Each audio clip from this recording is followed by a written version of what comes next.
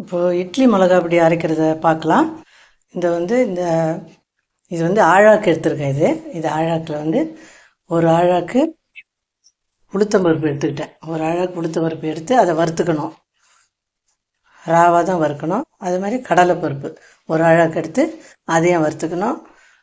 ஒரு 15 மிளகா, இந்த ஒரு ஆழாக்கு போடுறோம் இல்லையா, அதனால ஒரு 15 மிளகா எடுத்துக்கணும். அதுக்கப்புறம் நம்ம வந்து பூண்டு வந்து ஒரு 10-12 பூண்டு எடுத்துக்கலாம். கொஞ்சம் நல்லா போட்டால் இருக்கும். அப்புறம் நம்ம வந்து பெருங்காயம் போடணும். பெருங்காயம் அப்புறம் போட்டுக்கலாம் அரைச்சது. இது எல்லாத்தையும் வறுத்துக்கணும். கருவேப்பிலையும் கொஞ்சம் போட்டுக்கணும். அப்புறம் எல்லாத்தையும் வறுக்கணும், தனித்தனியாக வறுத்துக்கணும். இப்போ நம்ம இட்லி பொடிக்கு ஒரு அழகு உளுந்து, ஒரு அழகு கடலைப்பருப்பு, ஒரு 10-15 குண்டு மிளகாய் எடுத்திருக்கேன், ஒரு 10 பூண்டு பல் வச்சுருக்கேன், கருவேப்பிலை கொஞ்சம் வச்சுருக்கேன், இந்த பெருங்காயம் இருக்குது. எல்லாமே தனித்தனியாக வறுத்துக்கிட்டு மிக்சியில் போட்டு அரைக்கணும். எல்லாமே கருவேப்பிலோடு நல்லா இதுவாக வர மாதிரி கரு வர மாதிரி அதை பண்ணிக்கணும். கருவேப்பிலை மீதி எல்லாம் வறுத்துக்கணும். சாதாரண எண்ணெய்லாம் விடாமல் வறுத்துக்கணும். எள் வேணும்னாலும் போடலாம். அது போட்டால் அந்த பூண்டோட ஸ்மெல்லு கொஞ்சம் வராது. அதால் வேணுன்றவங்க எள் வேணாலும் கொஞ்சமாக போட்டுக்கணும்.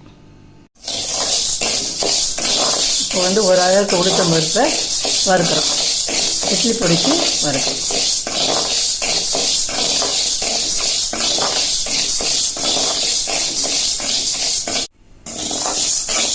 நல்லா வறுத்தாச்சு. இந்த வறுத்தது நல்லா தெரிஞ்ச உளுந்து வறுத்துச்சு அதை எடுத்துட வேண்டியதான்.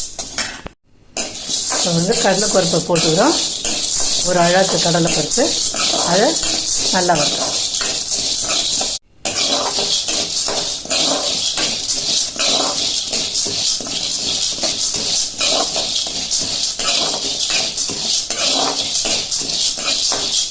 கடலைப்பருப்பு நல்லா வறுபட்டுச்சு.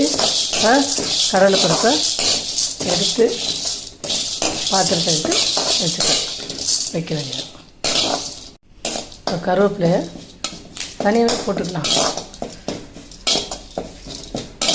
கொஞ்சம் நல்லா வறுபடணும். பச்சையாக இருந்தால் கஷ்டம் இல்லையா.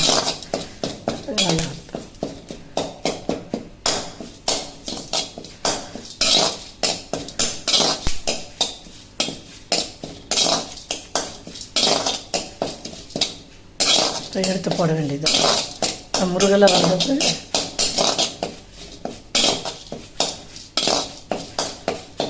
போட்டுக்கலாம். இப்போ பூண்டும் மிளகாவும் போட்டு தனித்தனியாகவும் வறுத்துக்கலாம். உங்களுக்கு மிளகாய் நெடி உங்களுக்கு கஷ்டமாக இருந்தால் பூண்டை முதல்ல வறுத்துட்டு அதுக்கப்புறம் மிளகாவை தனியாக நீட்டு மிளகாவும் போட்டுக்கலாம். வேணால் குண்டு மிளகா வேணாலும் போட்டுக்கலாம். கார நெடி ஏறும், ஒரு சிலருக்கு ஆகாது. தனித்தனியாக போட்டு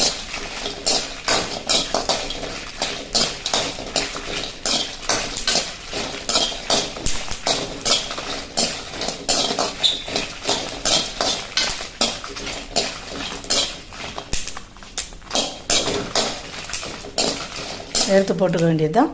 மிளகாய் பொடிக்கு ஒரு அழகு உளுத்தம்பருப்பு வறுத்துக்கிட்டோம், ஒரு அழகு கடலைப்பருப்பு வறுத்துக்கிட்டோம், காஞ்ச மிளகாய் ஒரு 15 எடுத்துக்கிட்டோம், அதையும் வறுத்துக்கிட்டோம். கருவேப்பிலை நல்லா நொறுங்குற மாதிரி அப்படி தூளாகிற மாதிரி போட்டுக்கணும். வறுத்தாச்சு. இந்த பூண்டும் வறுத்தாச்சு, மிளகாவும் வறுத்தாச்சு. எல்லாம் ரெடியாக இருக்குது. இப்போ வந்து நம்ம பெருங்காயம் போடணும். பெருங்காயம் போட்டுக்கலாம். அது நமக்கு மணத்தை கொடுக்கறது பூண்டும் பெருங்காயம் தான். பெருங்காயம் கொஞ்சம் போட்டுக்கோங்க. இப்போ வந்து உப்பு வந்து இது ஒரு அழகு 2 அழகு இல்லையா, அதனால் ஒரு அழகு இவ்வளோ உப்பு எடுத்துக்கணும். கல் உப்புன்ற மத்தியில் ஒரு அழகு போட்டலாம். இன்னொரு அழகு போட்டிருக்கேன். 2 அழகு போட்டேன் இல்லையா, 2 அழகு இன்னொரு அழகு அது எடுத்துக்கணும். கொஞ்சம் மிளகாலாம் போட்டதால் இந்த காரம் இருக்கும், அதுக்கு கொஞ்சம் போட்டுக்கலாம். அவ்வளோதான். இப்போ அரைச்சிக்கலாம். இட்லி மிளகா அப்படி மிக்சியில் போட்டு அரைச்சோம்னா இட்லி மிளகா அப்படி ரெடி ஆகிடும்.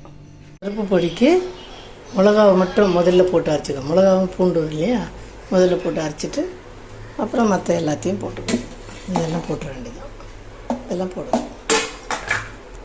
இட்லி மிளகா பொடி இப்போ அரைச்சாச்சு, ரெடியாக இருக்குது. நல்லா நர அரைச்சிருக்கேன்.